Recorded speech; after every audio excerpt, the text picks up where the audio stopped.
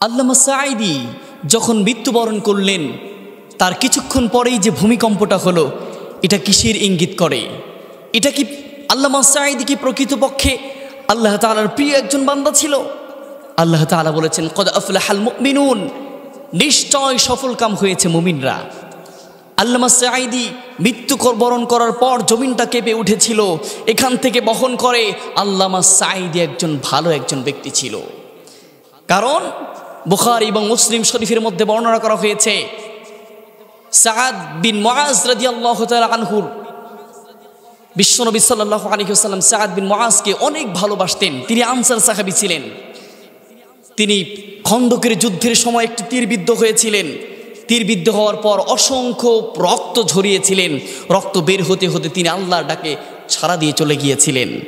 আল্লাহর ডাকে যখন সাড়া দিয়ে চলে গিয়েছিলেন, তখনই তিনি মৃত্যু যখন বরণ করলেন, যখনই শাহাদত বরণ করলেন, মুহূর্তের মধ্যে আল্লাহ তাআলার আরশটা কেঁপে উঠেছিলেন। আল্লাহ তাআলার আরশটা কেঁপে উঠেছিলেন। তার মানে প্রিয় ব্যক্তিত্ব, হৃদয়ের স্পন্দন ব্যক্তিগুলো যখন বিদায় নিয়ে চলে যায়, বিশ্বনবী সবচেয়ে কষ্ট পেয়েছিলেন মুআজ রাদিয়াল্লাহু তাআলা আনহুর মৃত্যুতে, আর আল্লাহ তাআলার আরশ কেঁপে উঠেছিলেন মুআজ রাদিয়াল্লাহু তাআলা আনহুর শাহাদত বরণে। এখান থেকে বোঝা যায় আল্লামা সাঈদীকে শাহাদত বরণ করা হয়েছে, আল্লামা সাঈদীকে বিনা দোষে হত্যা করা হয়েছে। তখন সেজন্য আমার এটা ইঙ্গিত করে আল্লামা সাঈদী মৃত্যুবরণ করার সাথে সাথেই ভূমিকম্প হয়েছে। এটা ইঙ্গিত করে একমাত্র আল্লাহ রাব্বুল আলামিনের সবচেয়ে প্রিয় বান্দা, একমাত্র প্রিয় বান্দা ছিলেন আল্লামা সাঈদী। একদম প্রিয় বান্দা ছিলেন, আর আমাদের ছিলেন কলিজার টুকরা। আমরা ব্যথিত হয়েছিলাম তার মরণে, আমরা ব্যথিত হয়েছিলাম, কষ্ট পেয়েছিলাম তার মরণে। এতটা কষ্ট পেয়েছিলাম পৌঁছানো যাবে না। অনেক মানুষ আহাজারি করে চিৎকার করে করে বলেছিল, আমার বাবা মরেছে, এতটা কষ্ট পাই নাই।